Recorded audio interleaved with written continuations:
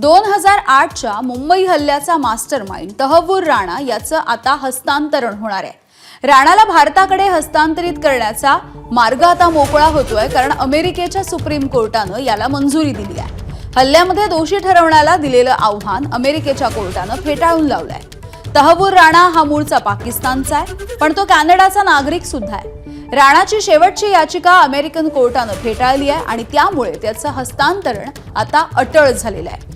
अमेरिकेच्या court of अपील्सनं ही याचिका फेटाळली आहे। यापूर्वीची याचिका सुद्धा फेटाळलेली होती। सूरज सावंत आमचे प्रतिनिधी आपल्याला याविषयी अधिकची माहिती देत आहेत।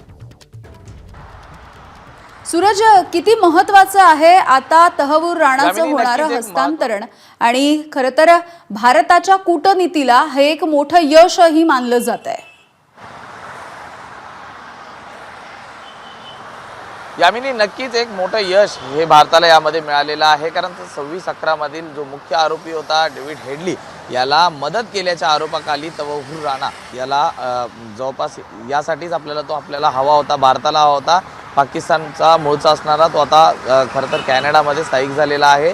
10 वर्ष त्याने आर्मीच्या मेडिकल हॉस्पिटल्समध्ये काम केलं होतं आणि त्याचबरोबर डेन्मार्कमध्ये बॉम्बस्फोट घडवण्यासाठी अयशस्वी कट रचल्याचा आणि दहशतवादी संघटनांना मदत केल्याचा आरोप देखील त्याच्यावर करण्यात आला होता।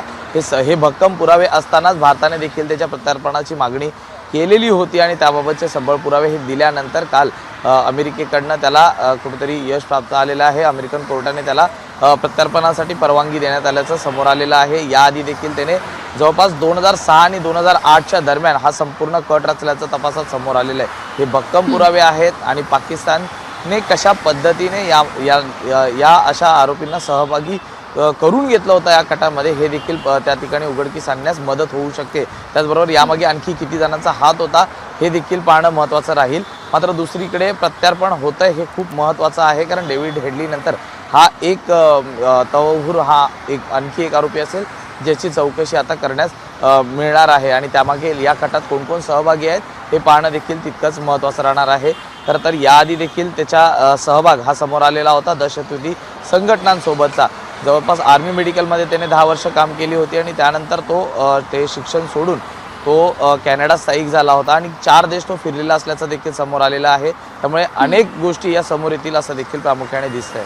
यामिनी, अगदी धन्यवाद सूरज या सगळ्या अपडेटसाठी।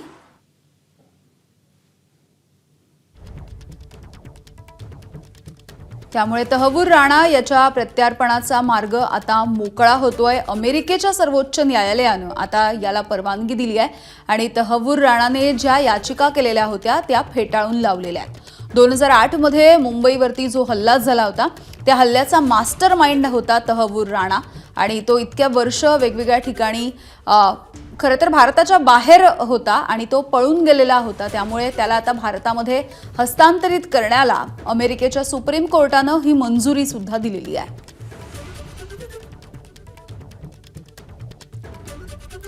तर याच संदर्भात ज्येष्ठ कायदेतज्ञ आणि विधिज्ञ उज्ज्वल निकम यांनी काय म्हटलंय आपण बघूयात। भारत सरकारच्या कूटनीतीची हे यश आहे असं मी मानतो। त्याही पेक्षा महत्वाची बाब म्हणजे तहव्वूर राणाचं त्याने जे सर्वोच्च न्यायालयात जे अपील दाखल केलं होतं आणि त्यामध्ये त्याने असा मुद्दा मांडला होता की तहव्वूर मला भारतात पाठवण्यात येऊ नये, कारण यापूर्वी 26/11च्या हल्ल्यामध्ये मला शिकागो कोर्टाने दोषी ठरवलेलं आहे आणि म्हणून एकाच गुन्ह्याबद्दल 2-2 ठिकाणी खटले आणि शिक्षा देता येत नाही हे अमेरिकेच्या कायद्यामध्ये स्पष्ट म्हटलेलं आहे।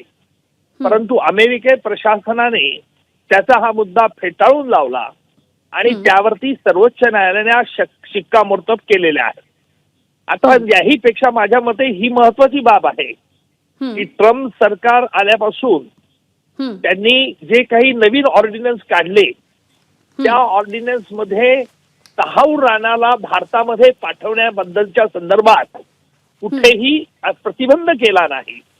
याचाच अर्थ असा की ट्रम्प सरकार हे देखील दहशतवाद्यांच्या विरुद्ध कटिबद्ध आहे की अमेरिकेच्या भूमीवरती कोणालाही अतिरेकी कारवाई करू देणार नाही आणि त्याचप्रमाणे कोणालाही आश्रय दिला जाणार नाही हे अध्यारूतपणे त्यातूनही स्पष्ट होतं. म्हणजे माझ्या दृष्टिकोनातून हा भारताचा एक मोठा नैतिक विजय आहे.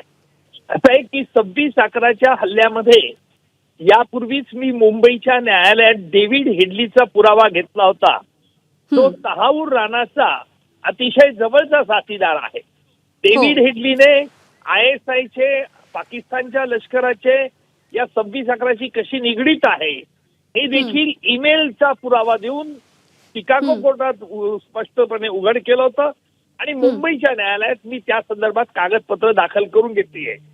जरी डेव्हिड हेडलीने तहावूर राणाला काही प्रमाणात वाचवण्याचा प्रयत्न केला तरी आता तहावूर राणाला सगळ्या गोष्टीबद्दल स्पष्ट उल्लेख करावा लागेल. कारण तहावूर राणा देखील हा ओरिजिनली पाकिस्तानचा नागरिक होता, नंतर तो दुसऱ्या देशात गेला आणि त्याच्यामुळे तहावूर राणा आल्यामुळे भारताला पाकिस्तानच्या विरुद्ध पाकिस्तानमध्ये जे दहशतवादी कारवायांना प्रोत्साहन दिलं जातं त्याला देखील प्रतिबंध करता येईल. आता तहावूर राणाचे कायदेशीर अमेरिकेच्या कायद्याप्रमाणे सर्व मार्ग बंद झालेले आहेत. आता अमेरिकन प्रशासनाला ताबडतोब त्याला परत पाठवण्याच्या संदर्भात सरकारला आदेशावरती सही करावी लागेल. ती सही आल्यानंतर तहावूर राणाच्या विरुद्ध दिल्ली येथे NIA ने खटला दाखल केलाय, तेथे तो खटला चालवला जाईल.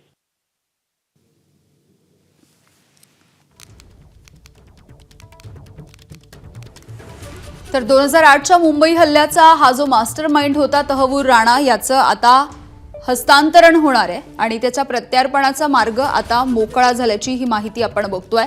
26 नोव्हेंबर 2008 रोजी लष्कर-ए तोयबाच्या 10 दहशतवाद्यांनी मुंबईवरती हल्ला केला होता. साधारणपणे 166 नागरिकांचा मृत्यू झाला होता. या हल्ल्यामध्ये 300 पेक्षा अधिक लोक या हल्ल्यामध्ये जखमी झालेले होते आणि या चकमकीमध्ये पोलिसांनी 9 दहशतवाद्यांना सुद्धा ठार केलं होतं. तर ह्याच सगळ्या हल्ल्याच्या प्रकरणामधला जो मास्टर माइंड होता तहवूर राणा याचं आता हस्तांतरण केलं जाईल. त्यामुळे भारताच्या कूटनीतीला एक मोठं यश आणि भारताच्या आतापर्यंतच्या प्रयत्नांना हे एक मोठं यश, कारण आता अमेरिकेच्या सुप्रीम कोर्टानं याला मंजुरी दिलेली आहे आणि तहवूर राणानं आतापर्यंत जे अर्ज केले ते सुद्धा अमेरिकेच्या कोर्टानं फेटाळले आहेत आणि तहवूर राणाची शेवटची याचिका सुद्धा अमेरिकेच्या कोर्टानं फेटाळली आहे आणि त्यामुळे आता त्याचा जो हस्तांतरणाचा मार्ग आहे तो मोकळा झाला असं म्हटलं जात आहे. अमेरिकेच्या कोर्ट ऑफ अपील्सनं ही याचिका यापूर्वीच फेटाळून लावलेली आहे. तहवूर राणा हा मूळचा पाकिस्तानचा असल्याचं म्हटलं जात आहे. तो आतापर्यंत वेगवेगळ्या 4 देशांमध्ये सुद्धा राहिलेला आहे. वेगवेगळ्या ठिकाणी अशा पद्धतीच्या दहशतवादी कारवाया घडवून आणण्यामध्ये त्याचा मोठा हात होता. अनेक ठिकाणचे कटही त्यांनी रचले होते आणि तो कॅनडाचा नागरिक आहे.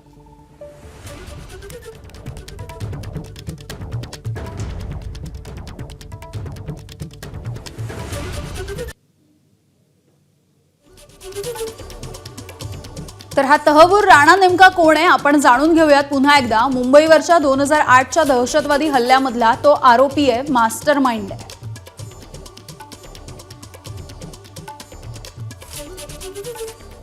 तहवूर राणा हा ISI आणि लष्कर-ए तैयबाचा दहशतवादी आहे.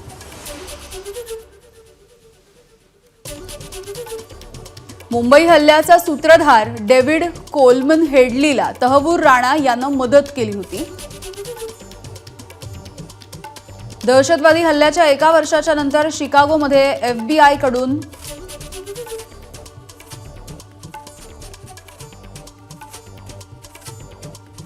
दहशतवादी तहवूर राणा हा 15 वर्षांपूर्वी शिकागोमध्ये ट्रॅव्हल एजन्सी चालवायचा अशी ही माहिती मिळते आहे. डॅनिश वर्तमानपत्र जे लँड्स पोस्टनवरच्या हल्ल्याचा राणा हा सूत्रधार होता. वर्तमानपत्रावरील हल्ल्याच्या प्रकरणामध्ये राणाला 2013 मध्ये 14 वर्षांच्या तुरुंगवासाची शिक्षा झाली. 2023 मध्ये अमेरिकेच्या जिल्हा न्यायालयाकडून भारताकडे हस्तांतरणासाठी मंजुरी देण्यात आली आहे आणि 2024 मध्ये हस्तांतरणाला आव्हान देणारी त्याने जी याचिका केली होती ती आता कोर्ट ऑफ अपीलनं फेटाळलेली आहे. ABP माझा, उघडा डोळे बघा नीट.